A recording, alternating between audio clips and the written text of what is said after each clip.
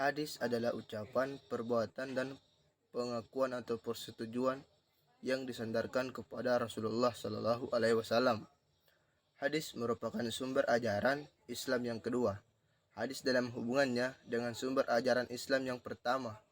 Al-Quran berfungsi menjelaskan atau memperjelas isi atau kandungan Al-Quran, menguatkan hukum-hukum yang ditetapkan Al-Quran, dan menetapkan beberapa hukum yang tidak dijelaskan dalam Al-Quran. Ada dua hadis yang kontradiktif mengenai penulisan hadis.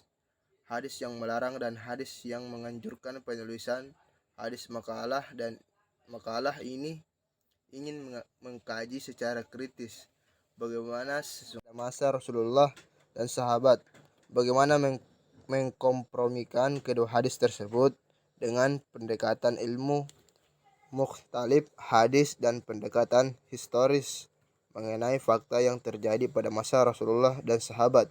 Juga ingin mengkaji mengapa setelah wafatnya Rasulullah para sahabat membatasi periwayatan hadis.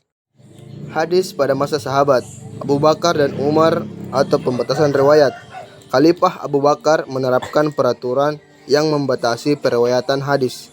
Begitu dengan Khalifah Umar Ibnu Al-Khattab.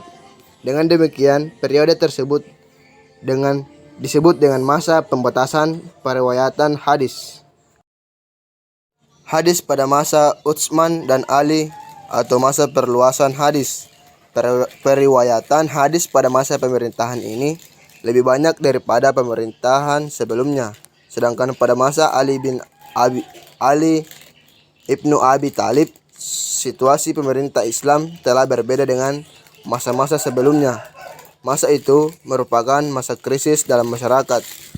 Terjadinya peperangan antar beberapa kelompok kepentingan politik juga mewarnai pemerintahan Ali. Secara tidak langsung, hal itu membawa dampak negatif dalam periwayatan hadis. Kepentingan politik telah mendorong pihak-pihak tertentu melakukan pemalsuan hadis. Dengan demikian, tidak seluruh periwayat hadis dapat dipercaya riwayatnya. Ali hanya menerima jika sumber hadis tersebut melakukan sumpah terlebih dahulu. Hadis pada masa tabi'in. Sesudah masa Khulafa al-Rasyidin, timbullah usaha yang lebih sungguh untuk mencari dan meriwayatkan hadis. Bahkan tata cara periwayatan hadis pun sudah dibakukan.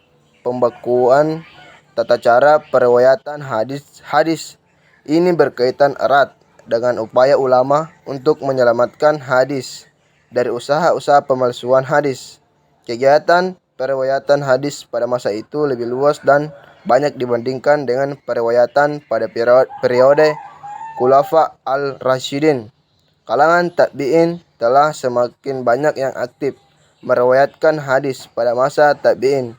Lebih dikenal pada masa penyebar luasan hadis karena pada masa ini hadis mulai tersebar ke berbagai wilayah.